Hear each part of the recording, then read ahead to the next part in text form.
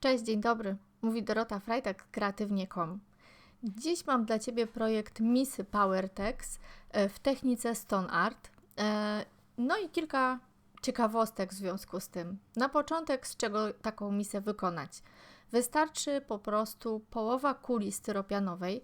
To są dosyć duże kule, które w środku są puste.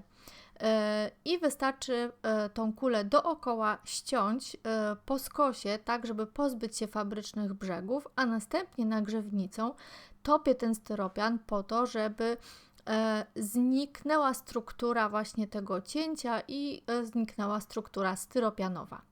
Następnie szary PowerTex maluję również nim wnętrze, jak i za chwilę tą kulkę na zewnątrz.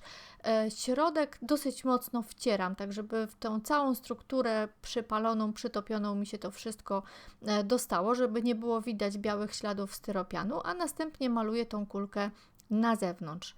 Wykorzystam serwetkę, dostałam ją od Kamili, serdecznie dziękuję, bo bardzo się przydała. To może być stara, poplamiona z second handu, szydełkowa serwetka.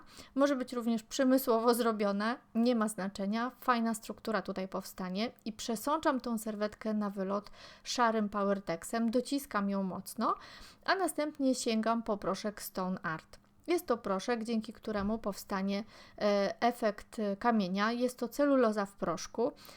Ona wyjściowo ma taki kremowy kolor, ale w miarę schnięcia robi się coraz jaśniejsza i po nałożeniu ważne jest, żeby dosyć dobrze powcierać ten proszek, żeby on się mocno połączył z PowerTexem. Czas na wykonanie nóżek. Nóżki wykonam sobie z pasty Darvi Extra Light i najpierw wykonuję je z pasty za pomocą dowolnej foremki. Następnie czekam, aż wyschną i na drugi dzień, kiedy już będą suche, przyklejam wszystko za pomocą PowerTexu. Każdą nóżkę pomaluję również PowerTexem i dzięki temu pasta ta powinna zrobić się po prostu bardzo trwała. Jeśli chodzi o pastę Extra Light, to moim zdaniem troszkę mało się sprawdziła, bo ona jest jednak za delikatna i te nóżki nie będą super trwałe i takie bardzo twarde, dlatego następnym razem użyję glinki schnącej na powietrzu, która już sama w sobie jest po prostu tu troszeczkę bardziej ciężka, a tutaj nałożę kilka warstw PowerTexu i też będzie dobrze.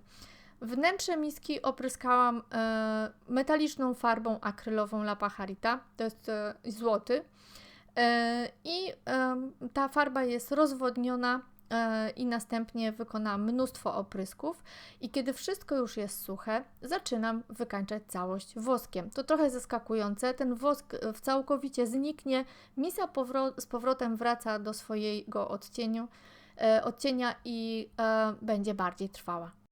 Dziękuję Ci za uwagę. Do zobaczenia w kolejnym filmie.